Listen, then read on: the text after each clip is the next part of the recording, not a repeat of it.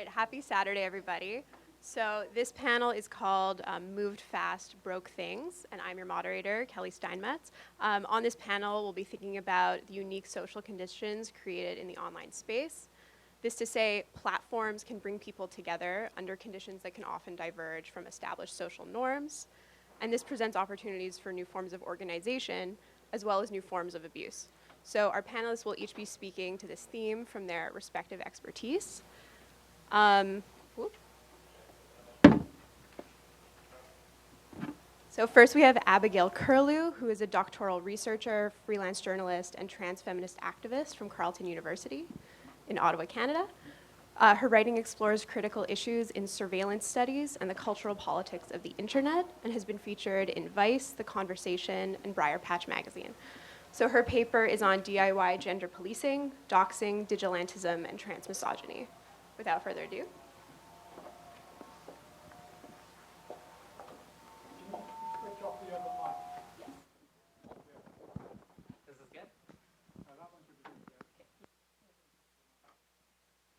Hi.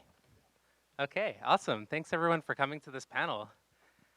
Just as a quick, I should probably pull up my. There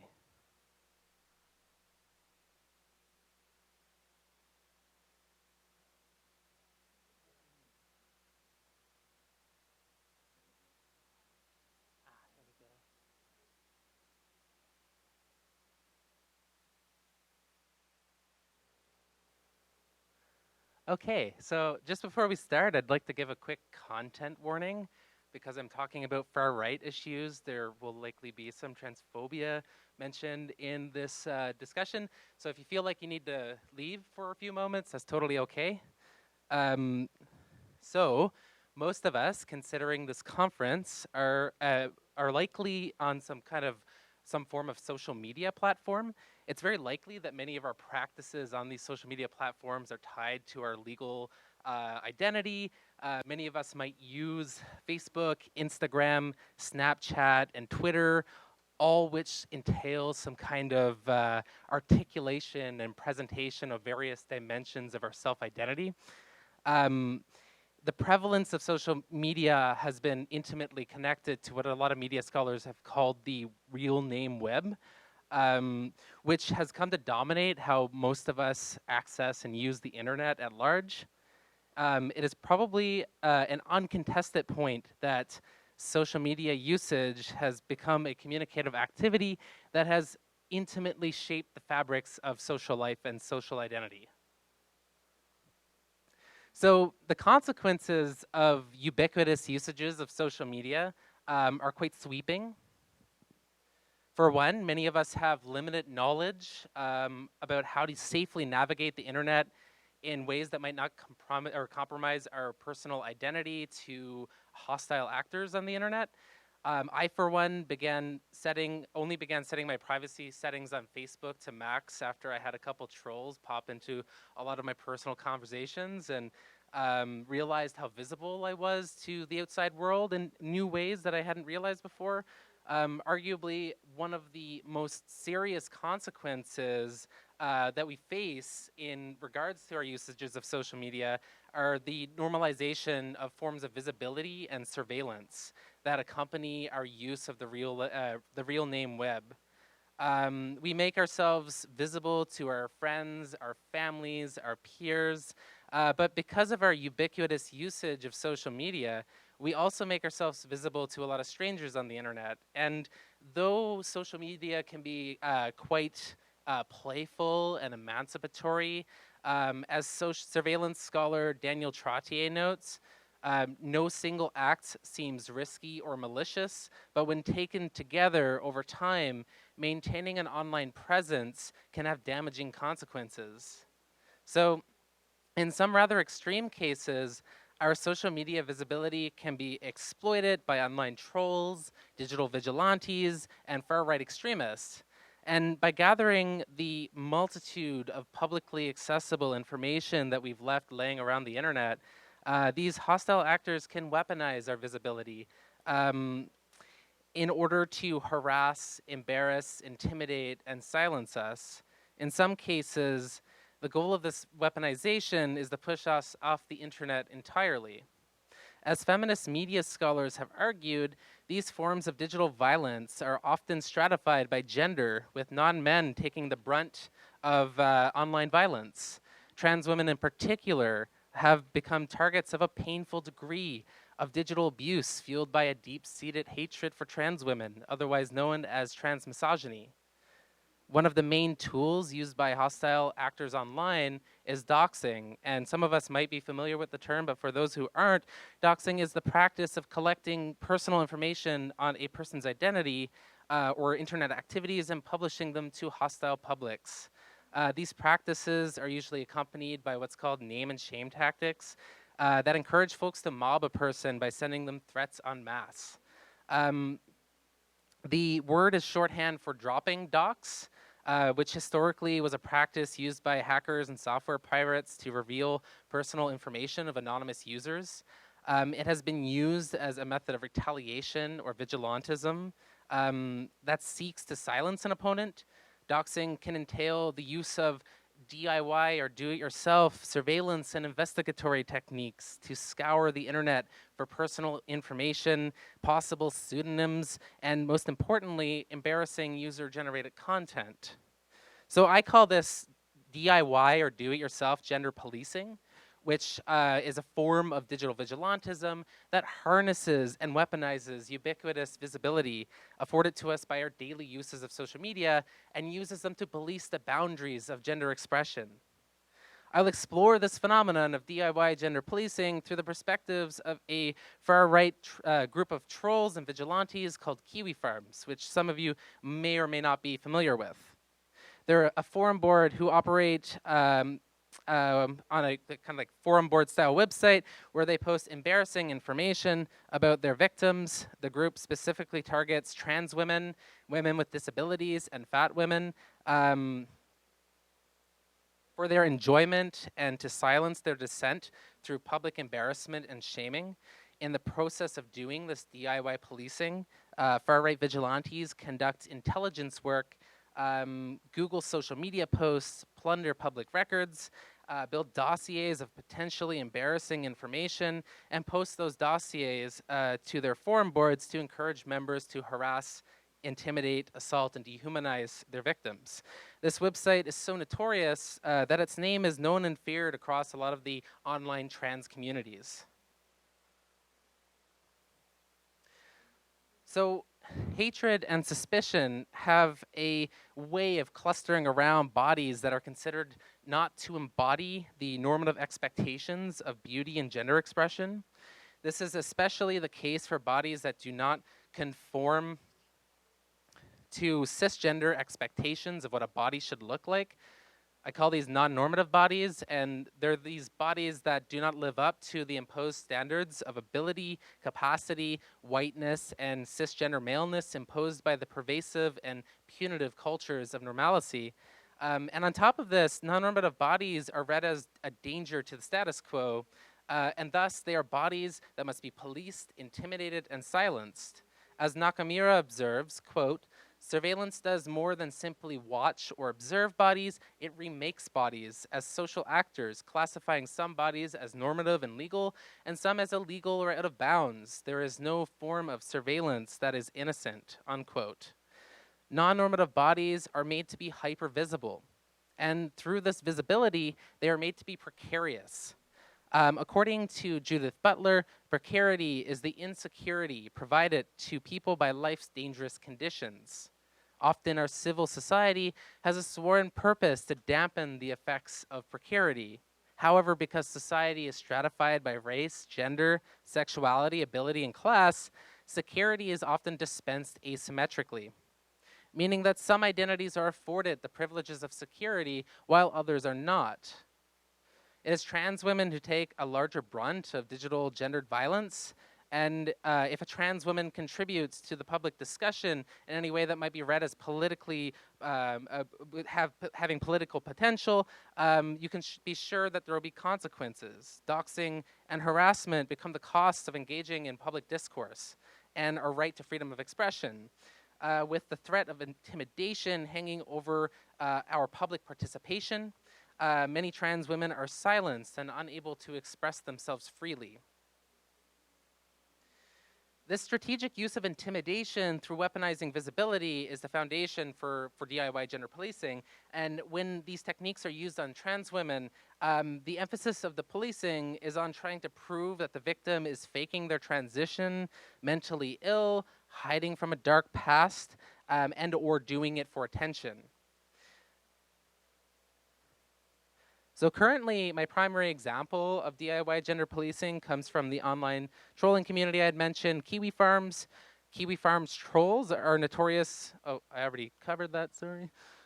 Their sign-up page had once declared autistics will be laughed at, trannies will be misgendered, people will try to find out where you live. According to the Rational Wiki, a treasure trove of folksy internet history, the forum board was originally created to harass an autistic trans webcomic artist named Christine Weston Chandler. It was an offshoot of 4chan and 8chan that focused specifically on troll-related doxing. The community eventually blossomed into the dumpster fire it is today, and began to facilitate the monitoring and harassment of marginalized women. For Kiwi Farms specifically, their work takes on a strategic use of surveillance and internet monitoring in order to collect information on trans women.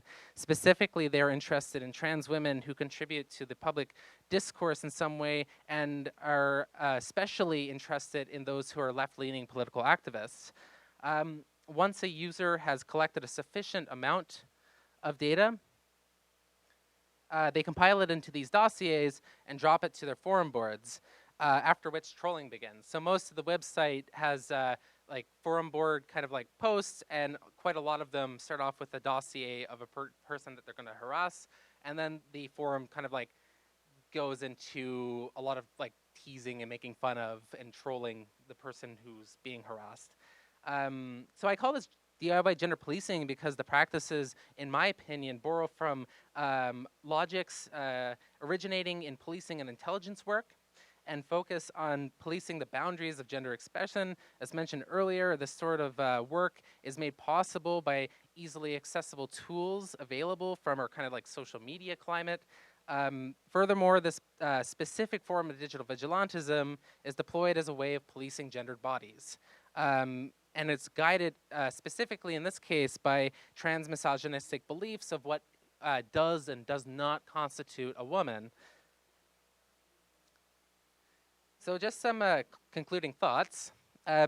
Unfortunately, there's not much that we can do to stop anonymous internet trolls. They are an essential consequence of ubiquitous visibility that we all partake in. So while a safe internet is continuously buffering, I've got a few things that I'd like to talk about, like ways of that, like trans women could potentially avoid this kind of stuff, or just kind of like more things in general about the kind of like doxing climate that we're finding ourselves in. The first thing I'd like to say is that we should be fostering a queer security culture. We need to begin to understand how to protect ourselves and our information on the internet. This begins with actively thinking about how our own activities might compromise our security and the security of others. It's no solution to the problems posed by the far right, but it's a way for us to encourage public discourse with minimal negative impacts on our own personal lives. Second, I think we need to use skills associated with the active threat modeling. This process it was a process of actively thinking about the threats we might encounter and how we might realistically account for those threats. For instance, we aren't exactly hiding from the NSA, so we probably don't need to use a Tor browser, but it might be good to start practicing two-factor authentication on your social media accounts and setting your privacy on your more visible or intimate accounts to max. And finally, one of the biggest problems for me is the existence of a culture of visibility and surveillance, and the normalization of that culture that's kind of followed us through this social media climate. We need to begin changing the ways that we might approach internet browsing by scaling down our reliance on real name platforms like Facebook and begin utilizing multiple unlinkable pseudonyms so that we don't have a constant trace of our activities on the internet. And by doing this, we engage in our work around our work without like the disciplining power of intimidation and harassment. And seeing as I have another minute or so, this is it for my presentation, but I just wanted to add that this isn't a phenomenon that's like uniquely associated with the far right. There are quite a lot of other communities that are actively hostile against trans women and trans people in general in internet spaces. One of those groups being TERFs, or trans radical exclusionary feminists, sorry. And they're quite active on places like Gender Critical subreddit in terms of harassing trans women, creating community that's specifically built around the exclusion of trans women, and in some cases doxing trans women who are participating in the public political discourse. Thank you so much.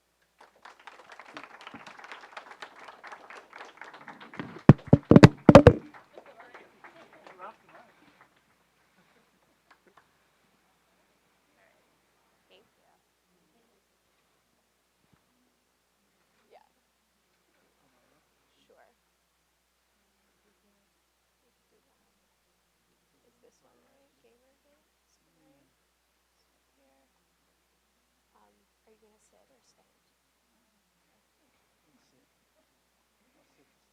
Sit. Start.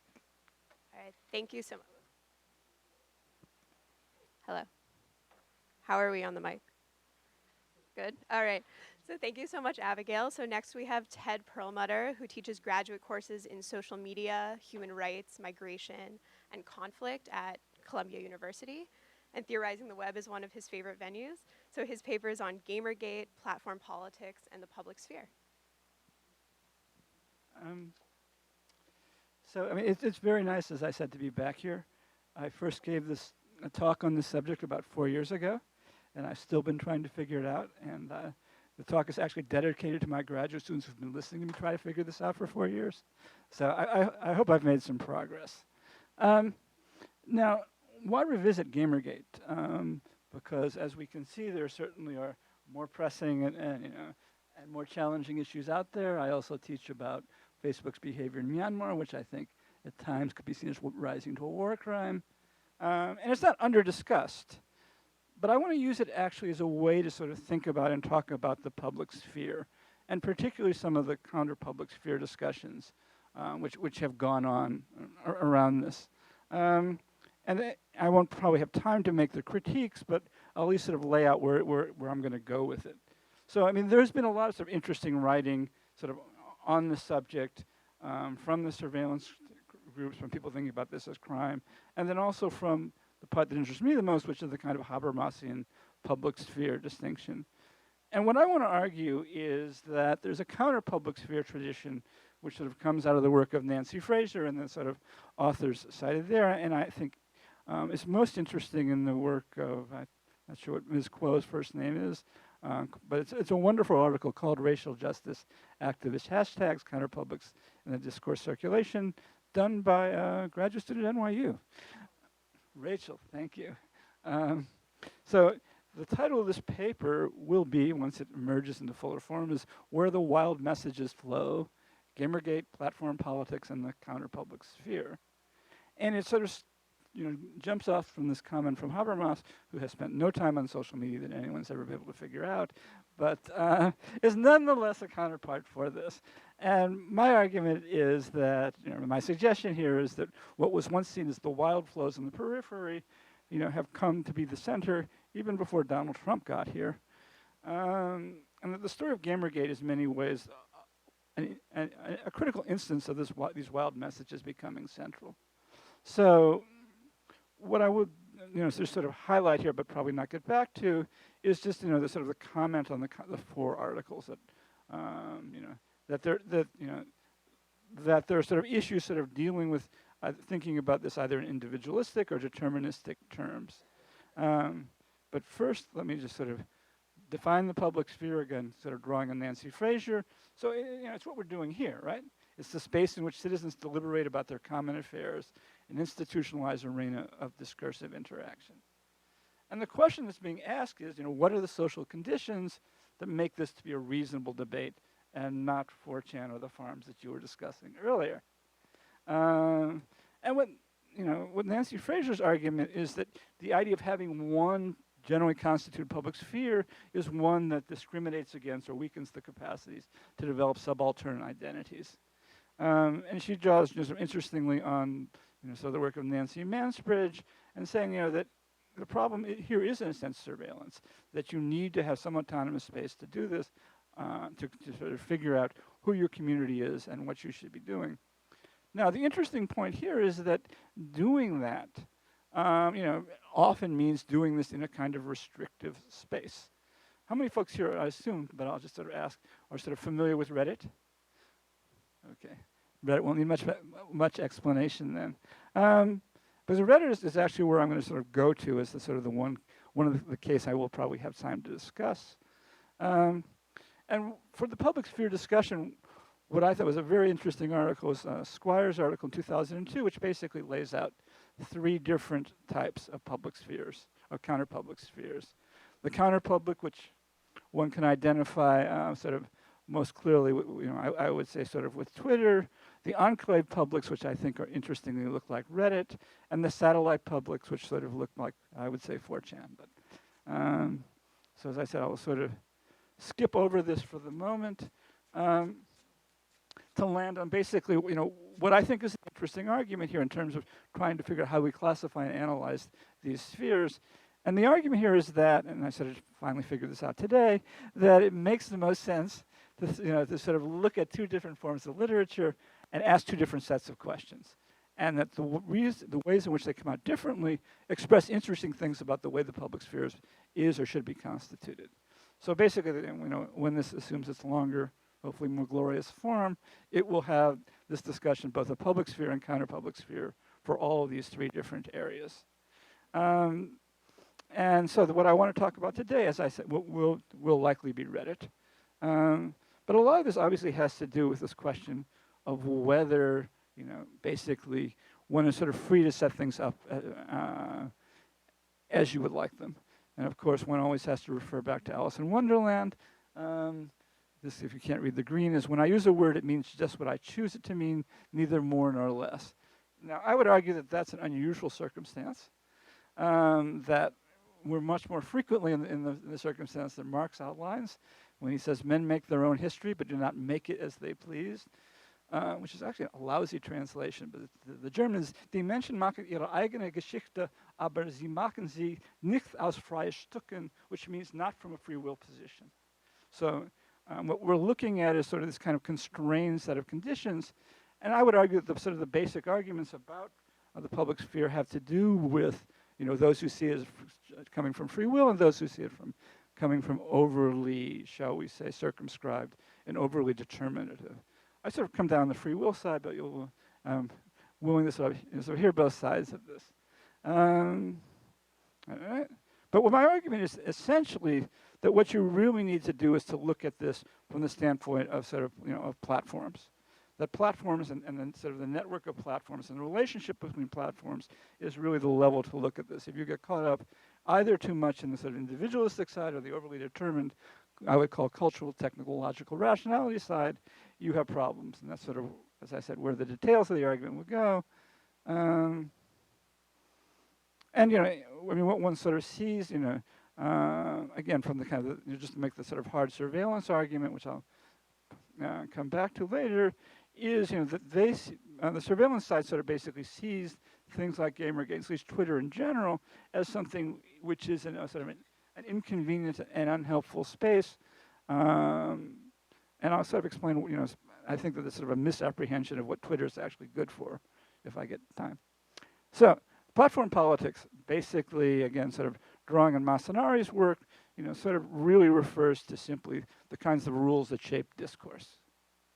And I would argue that, that this translates relatively well into a kind of a Habermasian frame, but that the Habermas questions are basically ones that look for this field of discursive connections, the density of communications, how it's organized, how it maintains its borders, and how it maintains internal cohesion in relation to this larger public. There's a lot of interesting work done on platform politics. The most interesting stuff, I think, is by Gillespie, who really looks at this, sort of in terms of all the pressures that platforms are under, and all the pressures that people exert here. Skip this. So this brings us to Gamergate. And again, I can draw on rational wiki too, which defines it, I think, rather effectively as a misogynistic and reactionary backlash in the video game community.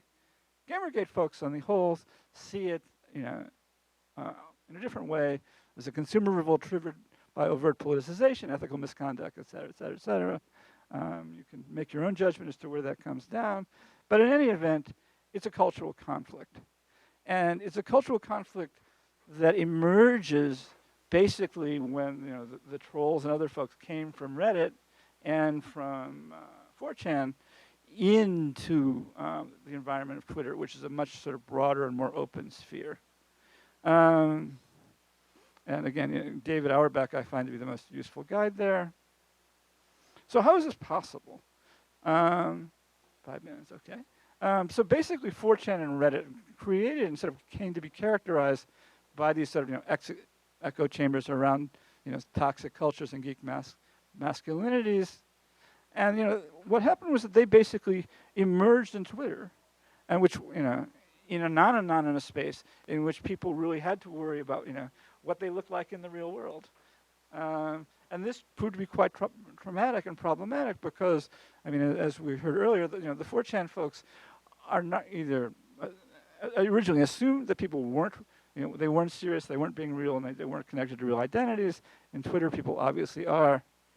Now, this brings us to the point which I actually want to focus on mostly because I think it actually brings up the distinction and the questions of the difference between a public sphere argument and a counter-public sphere argument. So, a brief explanation of Reddit is that it's basic, it's like the 5th or 6th most popular site on the web. It has millions of folks out there, and it's divided into sort of subreddits. And it basically does not, has a little bit of algorithmic moderation, but it really depends upon those who run the subreddits. And those are fairly autonomously moderated by the founders or someone who appoints them. And they, in a sense, don't have any sort of public sphere-esque rules, right? The moderators who run these can pretty much do what they want. that is the Reddit bargain. You do all this shit work, excuse me, and they let you, run the thing in the way that you want. Now, that would not be so detrimental to the public sphere, except for the fact that the whole way Reddit is set up is not to have discussions between people who disagree with one another, right? It's that if you disagree with somebody, go find your own subreddit.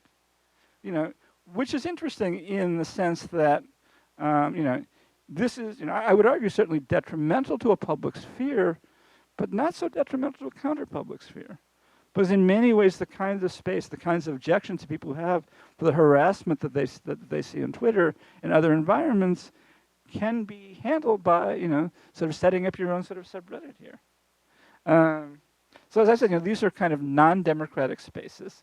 They can basically, they really set their own rules. I wanted to go into don't ask me why, a Donald Trump discussion group. The rules of the group where you can only be in the discussion group if you actually favor Donald Trump's policy. I think I lasted about 30 seconds. They are very good at policing themselves. But the question then becomes, what's the effect? What is the overall effect? And the problem, of course, from the standpoint of sort of Reddit in the broader public sphere and Reddit leading into Twitter and Reddit's contribution to Gamergate is that Reddit doesn't really care about the nature of communities. I love Grimmelman's quote about this. He says, filibusters regularly set forth from Reddit in search of adventure and infamy as they destabilize the rest of the internet. And again, just to sort of say that, to discuss this, the kind of the production of echo chambers of the type that Sunstein and others oppose, because it's really seen as undermining a kind of Habermasian public sphere on the one hand, but on the other, as I say, it is probably an ideal place, an interesting location to set up counter-public spheres. So, how much time do I have left? Okay, let me see if I can. Let me sort of end up, with a sort of brief. I'll just end up with my. The challenges of Twitter fail. But the irony of all this, when we think about free speech and we think about the public sphere, is that Twitter, saw itself as the most open and unifying the platforms, literally is the free speech wing of the free speech party, riding on its fame of the Arab Spring. But in many ways, it got taken over, and I would argue ransacked by actors who were far more radical and came from far less civil environs.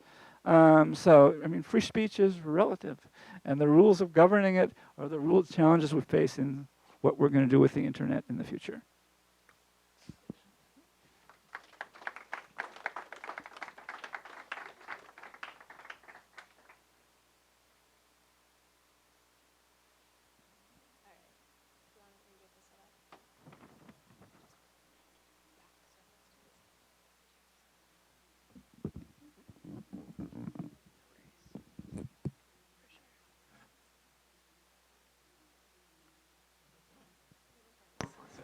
Hello. Thank you so much, Ted. All right, so finally we have Megan Wacha, who abandoned a background in performance studies to become a librarian and activist, working toward equitable access to information and publishing systems. Megan heads open research initiatives at the City University of New York and serves as the president of Wikimedia New York City. Please welcome Megan.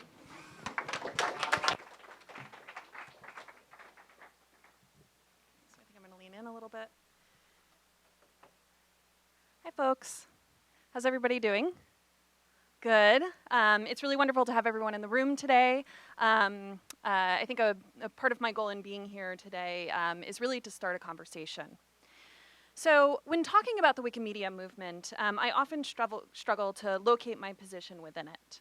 Am I here representing myself? Yes. A global community? Maybe less so. Or Wikimedia New York City, which hasn't vetted these slides, so I should probably remove our logo, but is an organization that shares my commitment to queering Wikipedia and its utopian vision for a knowledge commons. Each of these entities, myself, the global movement, and its local node, gets things wrong. We mess up. There isn't any evidence that we do it more than any other community, but we are distinguished by our willingness to discuss it in the open, even with a little bit of nerves, and on camera. And so today, I'm privileged to share the work of the community while also problematizing the ways in which its policies and ontological structures reify normative concepts of gender and cause harm. I also offer some sites for intervention, inviting you to do the same. Really, that is why I'm here. So we know the basics. Wikipedia was launched in 2001, and over the course of the last 18 years, it has grown into the largest reference work on the internet and the 5th largest website in the world. People visit Wikipedia and its 11 sibling projects in the Wikimedia movement 18 billion times each month, or over 7,000 visits every second of every day. This is a multilingual international project. There are 292 Wikipedias in over 300 languages, each with its own set of articles written by a community with its own sets of policies and practices. A community of editors connected only by their willingness to imagine a world in which every person has access to the sum of human knowledge. This is a vision of a particular type of utopia, one that threats a certain brand of information colonialism. In 2011, the New York Times opinion pages, everyone's favorite place, I know, asked, where are the women of Wikipedia? A recent survey had shown that 15% of editors on English Wikipedia identified as women, and everyone wanted to know which aspects of the toxic culture were pushing them out. Soon after, headlines and the Wikiverse began to conflate content and community. If cis women don't edit, the project wouldn't include biographies of cis women. And this is where the conversation has largely stayed for the last 8 years, in the headlines of newspapers and in the conversations within the Wikimedia community itself. I guess it's an important issue, but by adhering to a concept of gender firmly rooted in the binary, the people that write, read, and host Wikimedia projects risk getting caught in the undertow of the second wave. Thanks. Okay. So at the time that these conversations were really emerging, the movement launched its first new project in years, Wikidata, a collaboratively edited knowledge base intended to provide a common source of data which can be used by Wikimedia projects, such as Wikipedia, and by anyone else, all of the content being under a Creative Commons public domain license. Now, wiki projects have always included data, but when this information is scattered across 40 million articles in over 300 languages, it leads to inconsistencies, gaps, and repetition. So that if we look at the English Wikipedia article for Marsha P. Johnson, we have some data points immediately fed to us: first name, last name, birth and death dates, an affiliation with the Gay Liberation Front. The article uses the same pronouns and gender identity Johnson used for herself, but she is also dead named. According to English Wikipedia's policies for trans and gender nonconforming people, the article title should be the one's chosen name, but birth names are included in the lead sentence when the person was notable under that name. And even when this is not the case, it doesn't prohibit dead naming, or even recognize it as causing harm, and it does so at scale. The English Wikipedia article for Chelsea Manning, which includes her dead name in the lead, has been viewed 1.5 million times over the course of the last year. And that doesn't account for the 55 other language Wikipedias where it exists, or the external platforms that pull from that content. The harm is immense. And so, returning to Johnson's article on English Wikipedia, the article and the various data points included in it contain a little over 31,000 bytes. Her article on Spanish Wikipedia is 1/5 of the size, uses a different photograph because of various licensing issues. The lead misses some key elements, including Johnson's relationship to the Gay Liberation Front. On Turkish Wikipedia, where we are banned, the article is even a bit smaller. The info box is removed. So that as we begin to move these various language Wikipedias, we can see the ways in which the distributed means of constructing knowledge across these sites leads to those inconsistencies, gaps, and repetition. And Wikidata is meant to change that. The idea being that a Wikidatan, yes, that is a term, supported by a source, we haven't lost the importance of the reference, can make a single edit to Wikidata. And that change will then appear across all Wikipedias that include an article on that subject.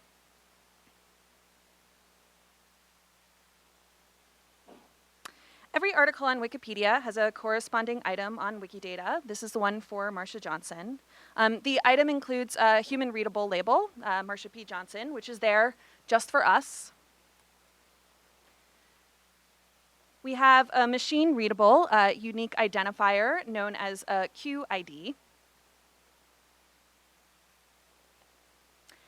And then editors, or the bots that they create, begin to layer statements about the subject by using properties, here, instance of,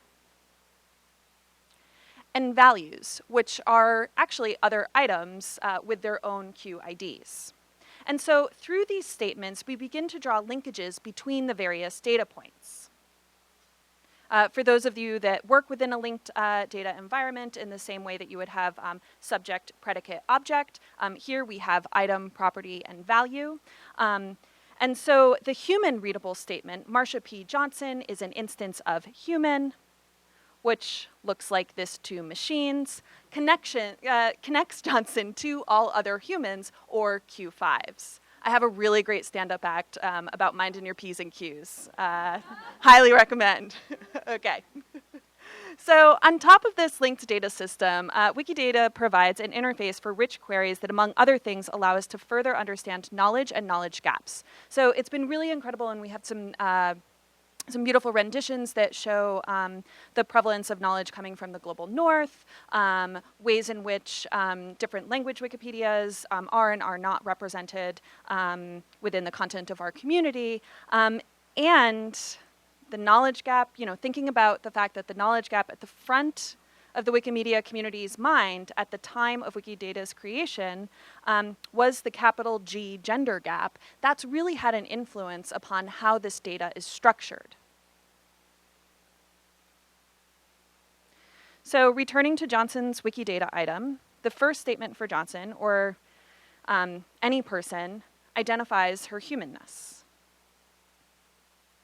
The second statement aims to identify her gender. In this case, using a term that she did not herself use, right? So if you go back to the Wikipedia, the article on English Wikipedia, we see the terms that Johnson used, but if we go to Wikidata, we're operating within a structured environment and only certain values can be used. Her pronouns, which seem the most relevant to the work of writing an encyclopedia, aren't listed at all.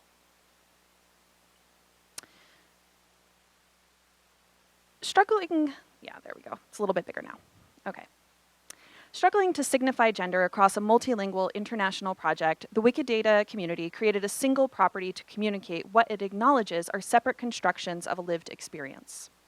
At the time Wikidata launched, conversations about the gender gap were rampant. So the property, constrained to using just one of the values listed here, some of which can only be applied to animals, some to humans, was immediately added to all instances of humans.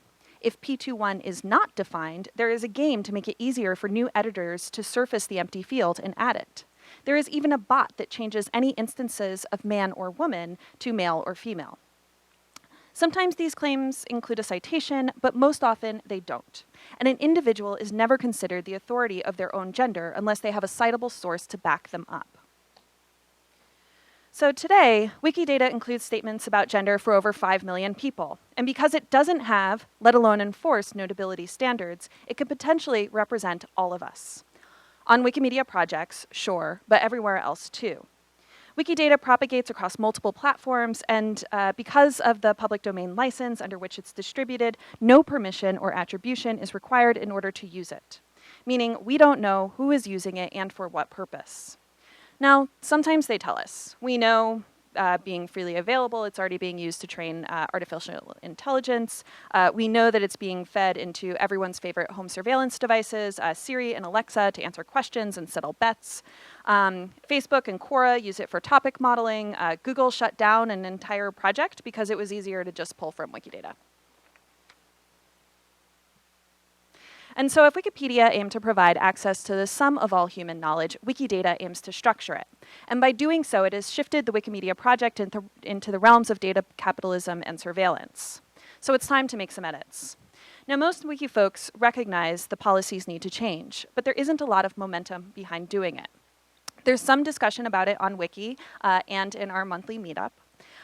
Yet when sharing Wikidata at conferences and workshops, the accepted approach is to say, this is an issue, but the community made a decision, and then just move on, almost absolving the speaker of their role in that community.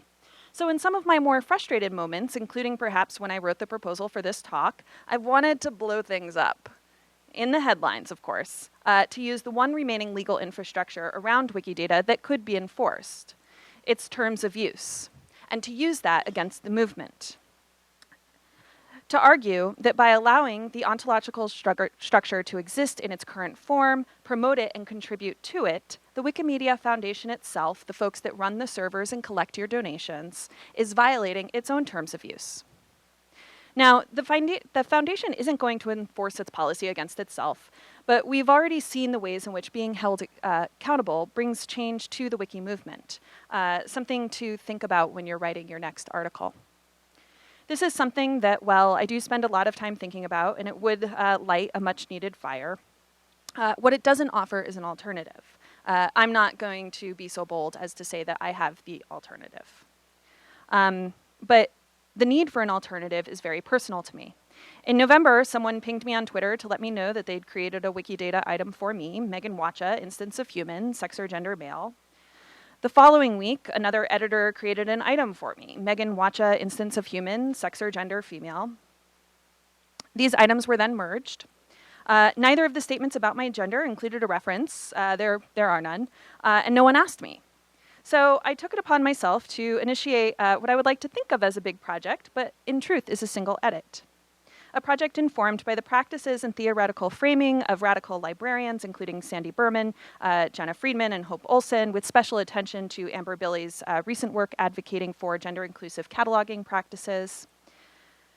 And so, building upon this work, I decided to be bold, accept myself as the authority over my own gender, and I removed the 844 bytes that were there to represent my bits. I don't propose that we should remove gender from Wikidata entirely, which risks erasure if done at scale. Instead, I ask that we consider the ways in which these structures reify cisnormativity and subject anyone outside of that to further surveillance and harm. That, as Billy suggests, we consider that just because we can doesn't mean we should. But most of all, I propose that we expand the conversation to include more folks, their theories, practices, and experience from outside of the Wikiverse, and that's where I hope some of you come in.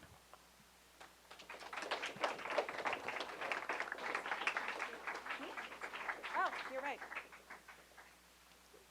You guys want to?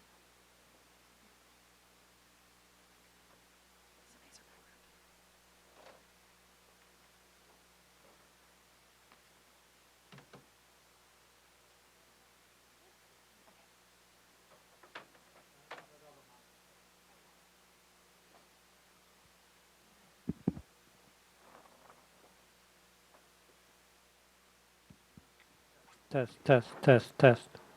Test, test, test. Thank you. All right, thank you so much, and thank you, Megan, for finishing on like such a strong note. I'd now like to open the floor to any questions that anyone may have.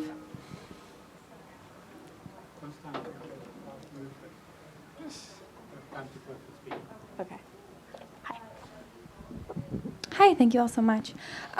So Abigail and Megan, both of you, it seemed, Megan, you were kind of talking about a bit of the value of sort of anonymity around gender. And then Abigail, you were talking about sort of, also the value of anonymity, but in a slightly different way. And I was wondering if you had any more kind of reflections on that, about how your two talks might speak together about sort of the value, but also some of the dangers about that and how we navigate that. That'd be great. Would you like to go first? Yeah, sure. Okay, so when I speak of anonymity for gender in terms of our usages with social media, I'm kind of like I don't think we should erase ourselves in terms of like our identities from the internet completely. I wouldn't advocate for like a complete anonymous environment, but I would advocate for the use of multiple different platforms that may or may not be linkable together. So in the kind of like, I guess, social media infrastructure, if like hostile actors are able to pull together like say 6 or 7 different platforms that might have publicly facing information, they can come up with this like really well-rounded kind of like understanding of who you are. But if you start to break that down and say like when you use Reddit, use a different pseudonym than when you use Twitter, or like if you're on other forms of social media, you have it unlinkable to your Facebook, then there's quite a lot less data for people who might dox you to pull together. So like for me, as a scholar and a journalist, I'm quite public. Like there's not very many places other than my kind of like things unattached from my labor that are anonymous. So I do think that like in order to assert ourselves politically, we need to be seen, but also we don't need to be seen everywhere. We could have a personal life as well. Yeah, I think that that's really key. I mean, I think for me, with Wikidata, it really needs to be explored within the context in which it is created and also in which it is distributed, right? So because it is under a public domain license, once it is removed from the platform, there really is no legal recourse for getting any of that data back. And we have these public-facing spaces in which to conduct any query that you really want to of the content itself. And you don't need to know Sparkle, you don't need to, you can just pull it, and if you don't know how to, someone will work with you to do that thing. And so thinking about it as a global project, thinking of the various lists that can be made for living people, that for me is where sometimes if someone is not out in various places in their life, we are not the ones to do that work for them, right? So there are some times when it is appropriate not to include gender. Yeah. Are there any other questions? We have time for a few. Okay. It's very half-formed, but since no one else raised their hand. Ted, the framework of the Habermasian public sphere, and like I appreciate wrestling with it with all the other criticisms that you brought up, Fraser, etc.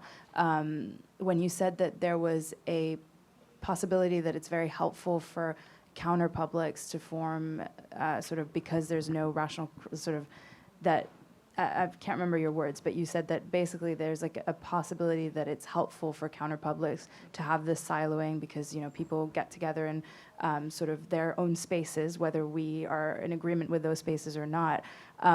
Then you were considering it almost like as like siloed spaces, but I feel like it's when those publics then decide to go, like in the doxxing cases, and say, well, we have our own little corner here, but then we're going to export all this discourse that we've created here. And that we can, you know, we're all nodding and thinking of like masculinist geek culture, but it can also be like the spaces that I'm sure many of us in the room are, and then like we go and sort of, so I don't think that it's helpful to think of like each platform or space as like this like impermeable membrane, and rather like zoom out and see like the movements of the publics between the spheres, if you will, or like kind of is like, what's the definition of a sphere is essentially my question. And also if you both had any reactions to Ted's talk and framing, that would be really cool. Yeah, I think that's a very challenging question. I mean, I to some extent, I mean, what I would have done with a bit more time is to try and say, to actually look at Twitter and say, okay, Twitter can play the role of both an enclave and a counterpublic. And in fact, if you read Rachel Kuo's article, she sort of bounces back and forth in very interesting ways about, you know, how good it is at either of those. And sort of similarly, the Bruns and Highfield argument about the sort of the pure Habermasian public sphere also makes a lot of those distinctions and says, you know, this is sort of free choice. My argument is that when you're looking at something like Gamergate, you know, the fact that you had these pre-existing platforms with their own sets of rules is what determined it. In other words, I don't think if you had Reddit and you had 4chan, you would have had Gamergate. I guess, I mean, that's the sort of the bottom line. But, you know, I mean, I think you're absolutely right that the discussion needs to be much more subtle about the relationship between these spheres, because a lot of the folks who were on Reddit and in Kotaku and in Action were also on 4chan at the same time. And then I didn't really even get a chance at all to talk about the vulnerabilities and challenges of Twitter. But no, that's exactly where I think I'm going with it. So thank you for asking that question. I don't know too much about theories with Habermas, but you're asking about like how different publics like link up together. Is that? Yeah, I mean, or any thoughts that you have about the way that Ted kind of framed things. Like I am, full disclosure, I'm an early stage PhD student, and I'm very concerned with the idea of like how theory connects with like people who are more, and I was an activist as well, and or should I say am, but you know, so just any reactions, and if you don't have any, that's fine as well, but you know, any reactions to the framing, is it helpful for you to think about things through that theory, is it not? Okay, yeah, I don't know how well it connects with your talk, but like when I imagine how people navigate different publics and platforms, I think of people as like, you know, there's the real body, the physical, tangible, corporeal body of a person who's navigating a complex life that kind of spans a whole bunch of different platforms. So I imagine, although it's completely unverifiable, but I'm sure that there's a lot of people who are on these like very kind of like, was it enclave, like 4chan? Yeah, that are only kind of like fragmenting their personality towards 4chan while also engaging in a completely different way with Facebook. I did in my master's an ethnography of an anonymous social media app, and the people that I talked to who were into trolling or like awful things on the internet had like completely different Facebook lives that were like probably much more in tune with the politics of respectability.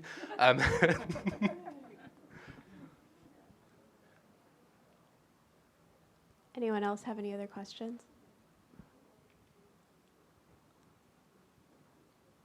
All right, well then I'm just going to open it up to you guys if you had any other closing remarks that you might have in response to the other panelists or any other thoughts maybe more broadly to do with this kind of trouble with the open internet question. I mean, I'm very interested in the sort of, in the data question. In other words, well, first of all, in the idea that it makes sense to have sort of the same material across every language. And maybe I didn't understand it. So basically, is the effort to sort of is this seen as a globalization project? What was sort of the origins and the telos, as it were, of that particular project? That's such a good question. I'm like, oh, where are my wiki folks in the room? There are a few. So I think that there were a lot of different impetuses for it. A part of it is that English Wikipedia is the largest Wikipedia at this point and has a very strong editor base. But that is not consistent across all Wikipedias, right? There are some Wikipedias that have 5,000 articles. There are some Wikipedias that have like 4 million articles. And so by consolidating some of that information, we could actually begin to generate it's really focused on the info boxes at this point, but I think that we could use Wikidata to write the foundation of a basic article. And so we come up against a lot of problems in terms of these cross-language questions, one of, many of which I look to my colleague Lauren to work with us on. And I don't think that Wikidata solves it. We've developed a Lexeme project to provide a bit of that, but I think that the P21 sex or gender field shows the ways in which trying to to bring language down into its simplest form actually negates any of the type of meaning that we're trying to put out into the world.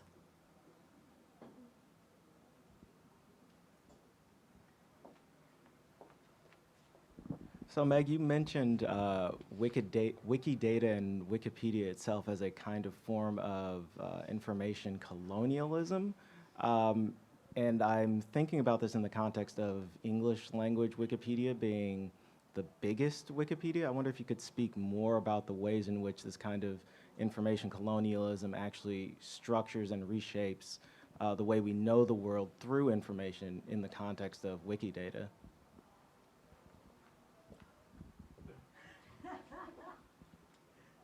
That's a whole other talk. I love that question. And it goes straight to my librarian heart, because I think that this is a problem for Wikipedia. It's also a problem for the open access movement.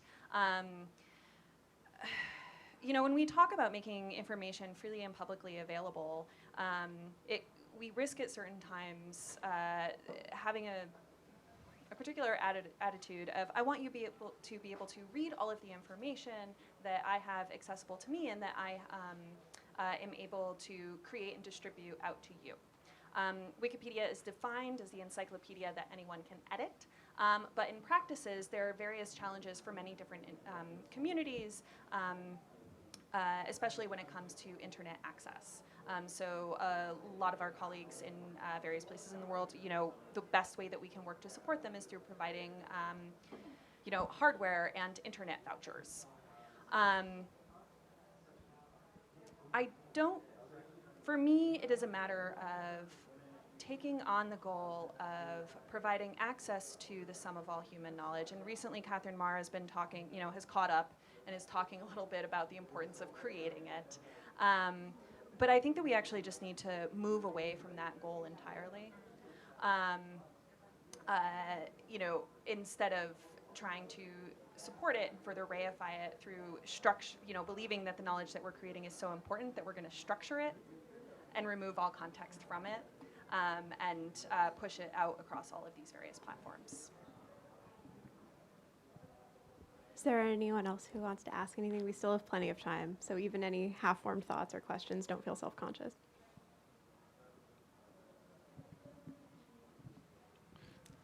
Oh.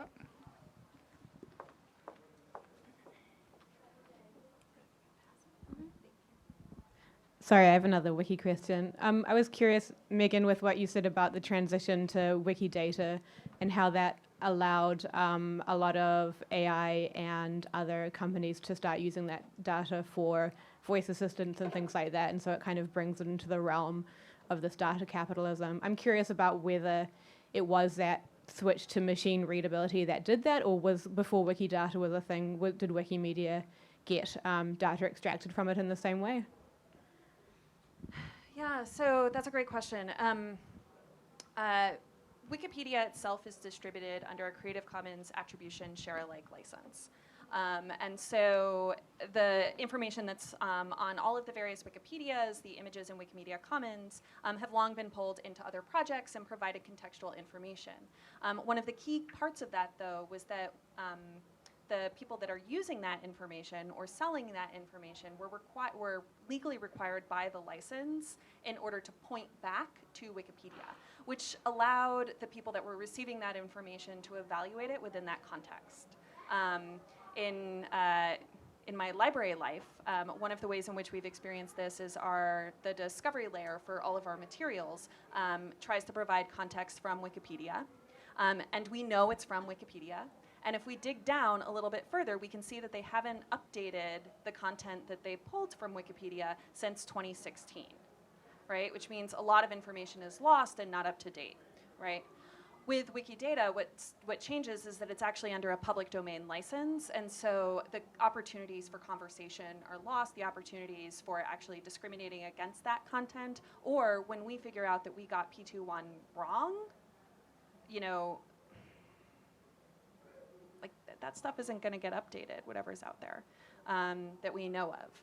And so, so the things that we do now, it's imperative that we fix them very soon.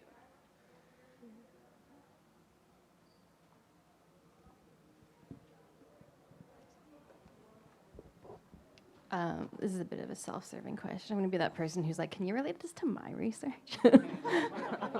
But it seems that there's a problem of like technical expertise here, right? Like, okay, so you can take these measures to avoid being doxxed or something, but as you say, there's a sort of like this hacker tradition towards like ferreting these things out. So to what extent can you protect yourself from this, right? And then with Wikipedia as well, like there's a sort of authority granted to people who can look at the like, I forget what it's called on Wikipedia, but like the pages behind that like track, like, you know, edits, it's like the source, right, behind them.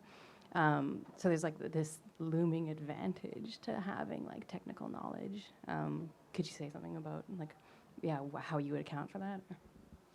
Yeah. Oh, hello? Yeah, okay.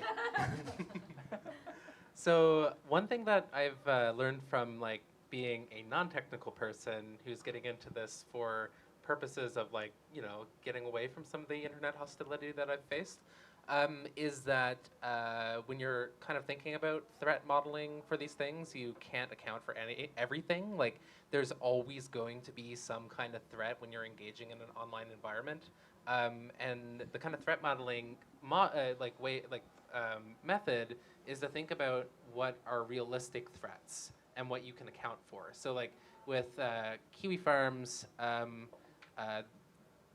I've heard a lot of people call them script kiddies. I'm not familiar with the hacker lingo, but they're not often like the kinds of hackers that would force their way into your social media accounts without some kind of social manipulation. So you'd be thinking about like, instead of using things like Tor browser to protect your identity when you're browsing, you might want to think about more like how do you prevent phishing? Like so people can't like manipulate their way into your Facebook account or your Gmail account or whatnot. And like how can you think about what kinds of information are accessible from your Facebook or your Twitter so that you can reduce the impact. So I think there's a lot of ways that we can teach people through crypto parties or other forms of like workshopping to teach people how to like think more critically about their media, because most people, I would go as far as to say, might not think about their threat climate until they've actually been doxxed and then realize, holy shit, there's so much of my information on the internet, right? So I don't know if like the technical knowledge needs to be there. You don't need to be a hacker to protect yourself. in these kind of like more sober ways, but you do need to be open to thinking about how you browse the internet in different, in probably newer ways. I mean, I guess I'll just comment briefly. For me, I think it's less about technological mastery as well. It's also just kind of like looking at the digital world around you. The edit button is always there. You don't have to be logged in, as is the view history and the talk page, all of which give you really wonderful insight into how knowledge was constructed on any specific page. One of the things that was really sad to me recently, Ann Matsuchi and I were at a class at Borough of Manhattan Community College, working with a group of students there in a gender and communications class, and they were editing articles around feminist theory. They're fantastic students. But on the first day that we arrived, we asked the students about their experiences reading Wikipedia. And a few years ago, when we did that, they would tell us about the games that they used to play, and going through with their friends and reading Wikipedia. And this time, the students were told by so many of their educators, by so many of their instructors, that they shouldn't read Wikipedia and that Wikipedia wasn't reliable, that they actually stopped doing so. Right? They weren't trusted to evaluate the information itself, that they were just told not to engage. And so for us, it's about continuing that work through public-facing events and through partnering with other educators to really work not just with students, but all of us about how to look up and around. I guess I'll also respond just by throwing a question back to the audience, and that is, all of what we're hearing is suggesting that people should be returning to more anonymous identities, and I'm wondering whether people are doing that. I recall seeing some article that basically, at least in some feminist circles, one has thought of anonymity as a kind of electronic burqa, and I'm not sure whether that's a good metaphor or not, but I'm just curious as to what people think about this. Would anyone like to respond?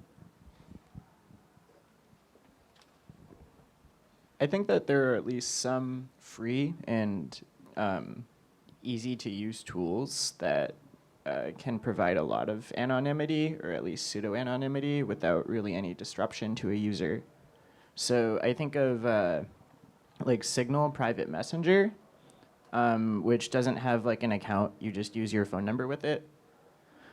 And the crypto is like audited, and your conversations are like direct and kind of ephemeral, so nobody can like really log into your Signal and get your messages. So I think like there's a lot of work in that direction that at least kind of like alleviates the burden.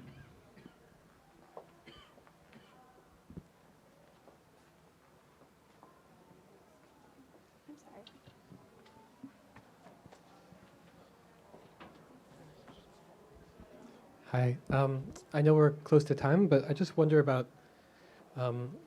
thinking about the intersection of this question of counterpublics and the commons.